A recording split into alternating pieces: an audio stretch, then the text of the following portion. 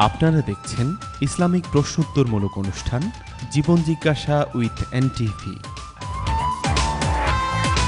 সৌজন্যে MRA global cargo, Hijaz travel limited এবং Alauddin sweets and cakes শ্যাডোল ওয়েটনি মার্কেট। আসমান সুন্দর, জমিন সুন্দর, সুন্দরী সুন্দরী পাল্লা, জানি না কত সুন্দর তুমি আল্লাহ। আসসালামু আলাইকুম রহমতুল্লাহি বাবরকাতুহু। প্রিয় ভাই বোনেরা, আমরা ফিরে আসলাম জীবন জিজ্ঞাসার সর্বশেষ সেগমেন্টকে সাথে করে।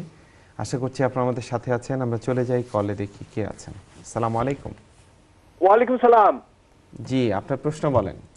জি, আমি শফিকুল আলম বানলি থেকে ফোন করছি। আমার প্রশ্ন হইল, প্রত্যেক মেসেঞ্জার যে সময় দুনিয়াটা আইন, যে প্রত্যেক মানুষে, পৃথিবীর মানুষে হয় মিথ্যাবাদী, পাগল এবং ভয় দেখায়। হযরত নূহ আলাইহিস সালাম এভাবে আসছিল, এবং সারা কুরআন শরীফ হইল আল্লাহর কাছ থেকে নাজিল হইছে হযরত মুহাম্মদ সাল্লাল্লাহু আলাইহি সাল্লামের কাছে। জি, যে সময় সূরা মরিয়ম নাজিল হয়, হযরত ঈসা আলাইহিস সালামের কথা যে তাই না আরেকবার জন্মগ্রহণ করবা। এরপরে খ্রিস্টানরাও মোহাম্মদ রে মানে নাই, কোন ধর্মের মানুষও মোহাম্মদ রে মানে নাই, বিধর্মী রইয়া গেছে সারা দুনিয়ায়। আমরা এখন হযরত ঈসা আলাইহিস সালাম যে সময় দুনিয়ায় তাইবা, তাই তো মেসেঞ্জারও আইবা ভাই, তাই তো নবী আইবা। আপনারা সবসময় কইন হযরত ঈসা আলাইহিস সালাম মুহাম্মদী উম্মত আইবা, এটাও সত্য। উম্মত বলে নিজের ছেলে সন্তান রে বা নিজের ব্লাড, রক্ত সম্পর্কের ব্লাড রে। তো হযরত শাহজালাল রাদিয়াল্লাহু আলাইহি সাল্লাম তাই তো হযরত মুহাম্মদ সাল্লাল্লাহু আলাইহি সাল্লামের খানদান, বিলং টু বি হযরত হুসেন রাদিয়াল্লাহু আলাইহি সাল্লামের খানদান। আমার কথা শুনতে পারছেন? জি, আপনার প্রশ্ন কি? যে আমার প্রশ্ন হইল, আপনারা বেজাল বাঙ্গা দেউকা যে নবী হয় কোন মেসেঞ্জারে, বুঝছেন নি, আর রাসূল হয় ওইও মেসেঞ্জারে যার উপরে কিতাব নাজিল হয়। আমরা স্পষ্টভাবে বুঝতাম চাই যে ঈসা নবী তো তাই নেই বা ইসলাম ধর্ম প্রচার করবা। এখন যদি আমরা মুসলমানে পয়লা কথা তো উড়াইয়া দেলাই যে আর কোন নবী আইতা নাই, নবী আইতা নাই, মুহাম্মদী উম্মতই আইবা, নবী আইতা নাই, এই ধরনের কথাবার্তা বললে তো যে ঈসা নবী আসেন যে তাইনে তো ইসলাম ধর্ম প্রচার জেনে হর্তা, তাইনে সাহস যুগাইয়া পাইতা নাই, তার বাক পাইতা নাই। বাক তো সারা উম্মত, মুহাম্মদী উম্মত, বাক তো সারা কুরআন শরীফ। ওকে, আমরা চলে যাচ্ছি। 1 লাখ। জি, আমরা শেখের কাছে যাচ্ছি, আপনার বিষয়গুলো নিয়ে উনি কথা বলবেন। জি জি, আমার কথাটা শেষ হইছে না জনাব? আচ্ছা, ঠিক আছে। যে আমার যে বাক তো পাইবা সারা কুরআন শরীফ, 1,24,000 পেগাম্বরের কথা না লেখা লাগতে পারে, না লেখা থাকতে পারে কুরআন শরীফ। অসংখ্য নবী রাসূল হলতের কথা কুরআন শরীফ লেখা আছে, কিন্তু একজন নবীর কারণে প্রত্যেক ধর্মের মানুষে মুহাম্মদ সাল্লাল্লাহু আলাইহি সাল্লাম রে লাস রাসূল মানে না। এখন হযরত ঈসা আলাইহিস সালাম দুনিয়াতে আইলে প্রত্যেকটা ধর্মের মানুষে মুহাম্মদ সাল্লাল্লাহু আলাইহি সাল্লাম রে মানন লাগবো আউয়াল আখির পর্যন্ত। ইট ইজ মাই চ্যালেঞ্জ ভাই, আপনার চ্যালেঞ্জ। ওকে, ঠিক আছে, ঠিক আছে, আমরা চলে যাচ্ছি শেখের কাছে। ধন্যবাদ। উনি তো মেসেজ যেটা দিয়েছেন এটা নবী এবং রাসূলদের পার্থক্যের কথা বলেছেন। তারপরে আবার হযরত ঈসা আলাইহিস সালাম আসবে এটার কথা বলছেন। এটা তো আমি আপত্তির কিছু দেখি না। এখানে কাকে কি চ্যালেঞ্জ করা হয়েছে সেটাও বোঝার কোনো উপায় নেই। যাই হোক, আপনার মেসেজটি আশা করি দর্শকরা শুনে গেছেন। দর্শকরা নিজেরাই সিদ্ধান্ত নেবেন আপনি আসলে কি বোঝাতে চেয়েছেন, তারাও নিশ্চয়ই বুঝে নিয়েছেন। ধন্যবাদ। জি, জাযাকুমুল্লাহ। আমরা পরবর্তী কলে চলে যাচ্ছি। আসসালামু আলাইকুম। আসসালামু আলাইকুম। আসসালামু আলাইকুম। আপনি শুনতে পাচ্ছেন? জি, শুনতে পাচ্ছি। বোন, আপনার প্রশ্ন বলেন। জি, আমার প্রশ্ন শেখের কাছে যে আমার প্রথম দিন পিরিয়ড হইছে, বুঝছেন? জি জি, বুঝছি, বলেন। প্রথম দিন আসলো, ব্লাডটা আর আসলো না, বাদর দিনে আসলো না, তারপরের দিন আসলো। এই অবস্থায় কি আমি নামাজ পড়তে পারবো? কারণ এখনো এই পিরিয়ডটা আসেন না, বুঝছেন? জি, আমি আমি বহুত প্রবলেমের মাঝে যে আমি নামাজ পড়তে পারলাম না, রোজা রাখতে পারলাম না। মানে আমি জানতাম এই 2-3 দিন ধরে আর না, আমি কি রোজা রাখতে পারি? অবশ্যই আজকে আমি রোজা রাখছি। ঠিক আছে, ওকে বোন, ঠিক আছে।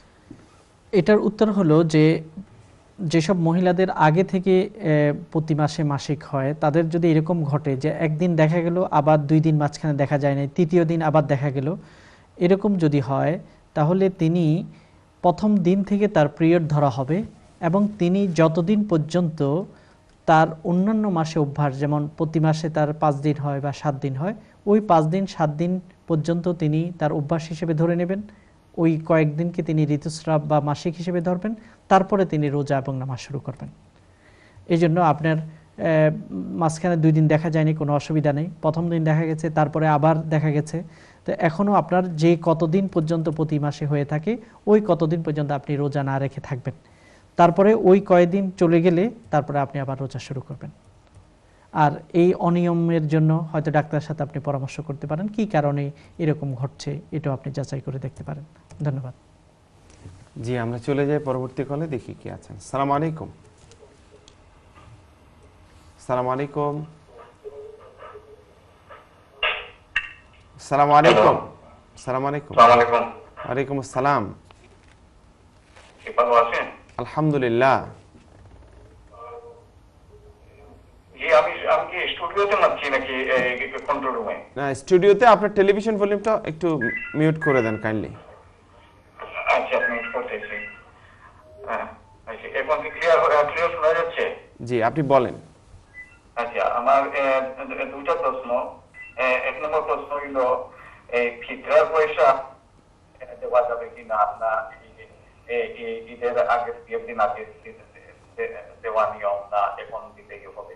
আচ্ছা। 2 নম্বর প্রশ্ন হলো, এই যে জাকাতের পয়সা, মনে করেন আমার এই বছর 1 লক্ষ টাকা জাকাত দিতে হবে। এই 1 লক্ষ টাকা থেকে 50,000 টাকা মনে করেন যদি আমি কোনো এতিম ছেলের জন্য রেখে দেই বা ফিউচারের জন্য, এটা রাখা যাবে কিনা? এই 2টা প্রশ্ন প্লিজ একটু এক্সপ্লেইন করবেন। ঠিক, ধন্যবাদ। ধন্যবাদ। প্রথম প্রশ্নটি হলো ফিতরা, সাদাকাতুল ফিতর বা ফিতরা, যেটা আমাদেরকে রমাদানের শেষে ঈদের সময় আদায় করতে হয়, সেটা এখনও যদি কেউ অ্যাডভান্স আদায় করে দিতে চান দিতে পারবেন। কারণ এটা যদিও এখনও আপনার উপর ওয়াজিব হয়নি, যখন রমাদানের শেষ হবে তখনই সেটা দিতে হয়, কিন্তু এখনও যদি কেউ দিতে চায় সেটা অ্যাডভান্স আদায় করতে পারেন, সেটা আদায় হয়ে যাবে। দ্বিতীয় প্রশ্ন আপনি করেছেন যে আপনার 1 লক্ষ টাকা জাকাত দিতে হবে। এখন আপনি ওই 1 লক্ষ টাকা কোনো এতিমের জন্য পৃথক করে রাখতে পারবেন কিনা? এর উত্তর হলো এই যে আপনাকে অবশ্যই জাকাত হিসেবে যেটা আপনার উপর দায়িত্ব সেটাকে পৃথক করে ফেলতে হবে, অর্থাৎ আপনার মূল টাকার সাথে সেটা থাকতে পারবে না। আপনি এটা পৃথক করে রাখবেন। যদি আপনি মনে করেন যে একজন এতিম, তাকে আপনি পড়াশোনা বাবদ বা পুরো বছরের খরচ বাবদ সেটা ব্যয় করবেন, তাহলে সেটা তার জন্য পৃথক করে রেখে দেবেন, মাসে মাসে সেটা আপনি দিলেও আদায় হবে।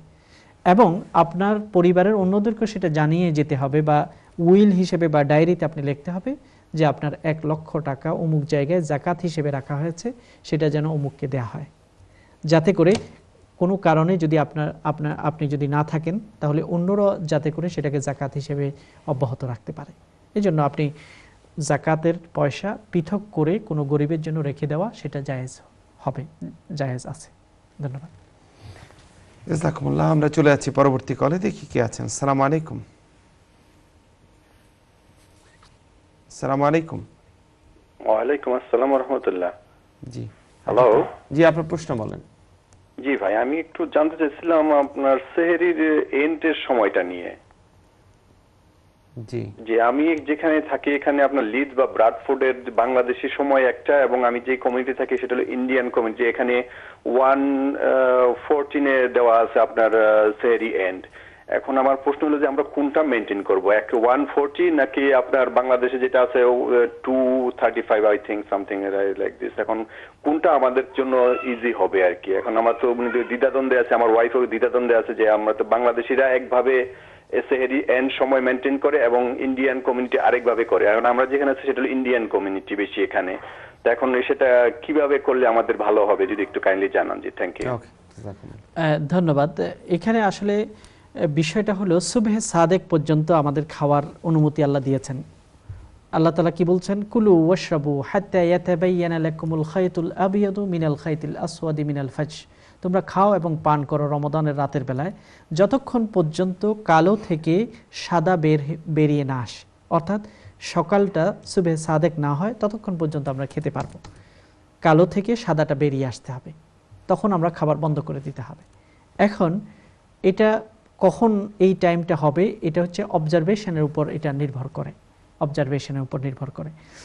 এখন বাংলাদেশের যেসব ওলামায়ে কেরাম এই দেশে থাকেন বা এমনকি কিছু আরব আলেমগণ বা বিভিন্ন অন্যান্য কমিউনিটির কিছু আলেমগণ তারা বিভিন্নভাবে অবজার্ভ করেছেন এবং অবজার্ভ করে তারা এই টাইম টেবিল যেটা টিভি চ্যানেলগুলোতে দেয়া হয়ে থাকে, বাংলাদেশি টিভি চ্যানেলগুলোতে, সেগুলোকে তারা নির্ধারণ করেছেন, একটা ইউনিফাইড টাইম টেবিল তারা ঠিক করেছেন। এটা মূলত অবজারভেশনের উপর নির্ভর করে। তবে আপনি যদি 1:14 খাবার বন্ধ করে দেন তাহলে কোনো অসুবিধা নেই, কারণ সেহরি আগে বন্ধ করলে কোনো অসুবিধা নেই। তবে এটা যেহেতু অবজারভেশন অনুযায়ী দেখা গেছে যে না আরও সময় থাকে এবং সেই অনুযায়ী টাইম দেওয়া হয়েছে, যেমন দুটা বিভিন্ন জায়গায় বিভিন্ন টাইম আছে। লন্ডন টাইম প্রায় 2:55 বা 3 পর্যন্ত এটা করা যায়, তাহলে সেটাও আমল করা যেতে পারে। তবে যেটাই আমল করবেন সেটা একটাতে স্ট্রিক্টলি আমল করতে হবে, একদিন এটা একদিন ওটা এটা করা যাবে না। তবে এটা মনে রাখতে হবে যে 1:14 যদি আপনি খাবার বন্ধ করেন এবং সেটার উপর যদি আমল করেন সেটাও ঠিক আছে। আবার যদি আপনি যেটা 2:50 যে টাইমটা আছে ওইটার উপর যদি আপনি আমল করতে যান তাহলেও সেটা আপনি করতে পারেন। তো ফজরের নামাজ তারপরে আদায় করতে হবে, এটা আমাদেরকে মনে রাখতে হবে। তো এখানে আপনাকে আমি যে পরামর্শটা দেব যেটা অবজারভেশনের উপর নির্ভর করে, আপনিও ব্যক্তিগতভাবে অবজার্ভ করে দেখতে পারেন আপনার এরিয়ার কোনো নিরিবিলি জায়গায় গিয়ে আপনি যে টাইমগুলো তারা সেহরি এন্ড দেওয়া হয়েছে তখন কি আসলে সাদা রেখাটা কিছুটা বের হয় কিনা কালো থেকে, এটা যদি আপনিও অবজার্ভ করে আপনার যদি সময় থাকে এটা যদি আপনি করে দেখতে পারেন একদিন দুদিন গিয়ে, তাহলে আপনিও শিওর হয়ে যেতে পারবেন কোনটার উপর আপনি আমল করবেন। ধন্যবাদ। জি ভাই, আশা করি উত্তর পেয়েছেন আপনারা। আমরা চলে যাচ্ছি পরবর্তী কলে, দেখি কে আছেন। আসসালামু আলাইকুম। ওয়ালাইকুম আসসালাম, আপনার প্রশ্ন বলেন। ওয়ালাইকুম আসসালাম, আপনার প্রশ্ন বলেন। আমার প্রশ্ন হলো, আমার ওয়াইফ অসুস্থ, ডক্টরের কাছে দেখানো, এটা অসুস্থ না যে জ্ঞান মানুষ, probably for timing this time and that for the because she's taking so much medication. এখন সেটা ফিরিয়ে দেওয়া লাগবো না, তাই সম্ভব আবার বাবা খাকে দেওয়া যাতে বেশি বাচ্চা বাবার খাজা বাবা বা ফিরিয়ে দেওয়া লাগবে। আর সেকেন্ড কোয়েশ্চন হলো, আমরা নামাজও বিভিন্ন রকম নামাজও তরিকা ইউজ করা, যেমন হানফি মাযহাব, শাফিঈ মাযহাব। বাট আমার একটা কোয়েশ্চন হলো কি যে কুরআন এবং হাদিসে কোরআনে তো নামাজ কিরকম পড়া হয়েছে, বাট বুখারী শরীফ যেটা সহিহ হাদিস, সহিহ হাদিসে নামাজ কিরকম পড়া হয়েছে, বা উইথ নামাজ বা নরমালি নামাজ কিরকম পড়া হয়েছে বা আজ কিরকম বন্ধ হয়েছে, কোনটা আমরা ফলো করতাম। আমরা মাযহাব যেটা কোরআনটা বিভিন্ন মাযহাব, তাই না আপনারা ইসলামের শরিয়া কিনা বা মাযহাব ফলো করা না শরিয়া না আপনার হাদিসের কিছু জানা। ঠিক আছে জি, আমাদের হাতে মাত্র 1 মিনিট আছে। আপনার আমার মনে হয় আমরা বুঝে গেছি, মাত্র 1 মিনিট আছে।